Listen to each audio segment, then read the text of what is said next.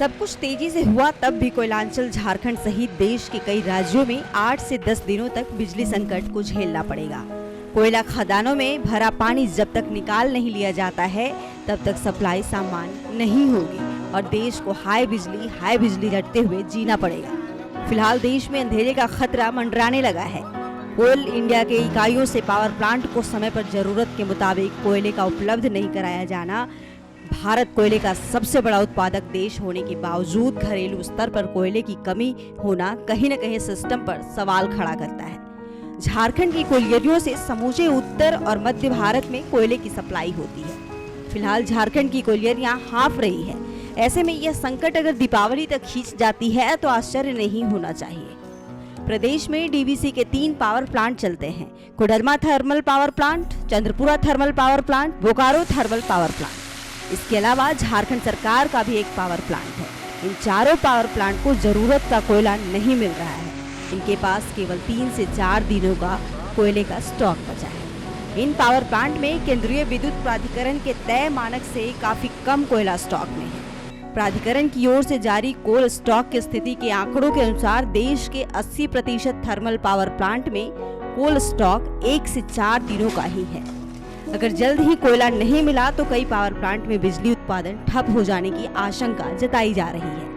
इनमें से 10 प्लांट में कोयले के स्टॉक की स्थिति को प्राधिकरण ने क्रिटिकल की श्रेणी में रखा है।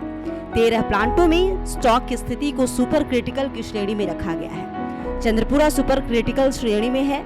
डीवीसी का चंद्रपुरा थर्मल पावर प्लांट में कोल स्टॉक सुपर क्रिटिकल स्थिति में है। यहाँ महज 3 दिनों का स्टॉक बचा हुआ है और बिजली उत्पादन में निरंतर गिरावट दर्ज की जा रही है। कम बिजली उत्पादन के कारण पीक डिमांड से कई गुना कम बिजली मिल रही है।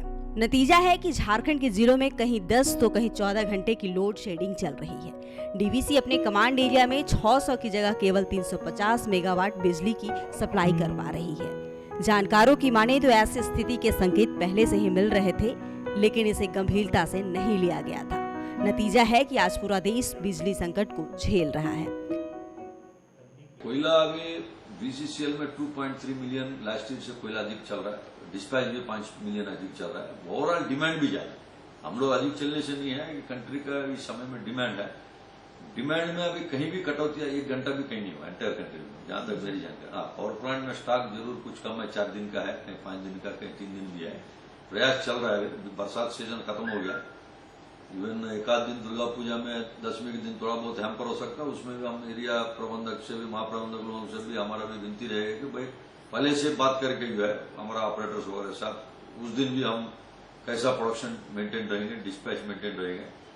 और बीच में बारिश हुआ तो उस दिन कुछ कम हुआ था, बट अभी वापस 8:30 रैक तक हो रहा है। कल एक आध जगह हमारा कुछ स्ट्राइक हुआ एरिया 2 में, शेडिंग में, तो उसको आज मतलब बातचीत चल रहा है, उसको भी चालू करें।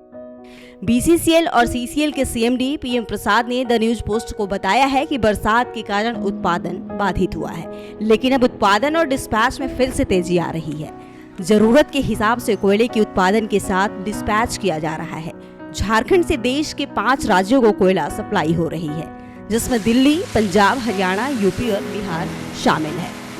साथ ही आपको बता दें कि झारखंड बिजली वितरण निगम के निदेशक ऑपरेशन और झारखंड ऊर्जा संचरण निगम के एमडी के वर्मा ने भी कहा है कि बिजली को लेकर फिलहाल पूरे देश में हालत खराब है। राष्ट्रीय आपदा की स्थिति है, इसलिए आने वाले 7 दिनों तक बिजली संकट का सामना करना पड़ सकता है।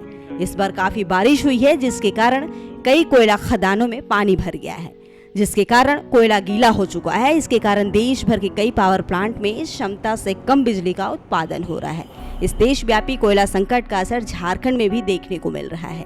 झारखंड में लगभग 450 से 500 मेगावाट बिजली की कमी हो रही है। इससे लोग बिजली का इस्तेमाल तभी करें जब उनकी जरूरत हो। धनबाद से अभिषेक कुमार की रिपोर्ट।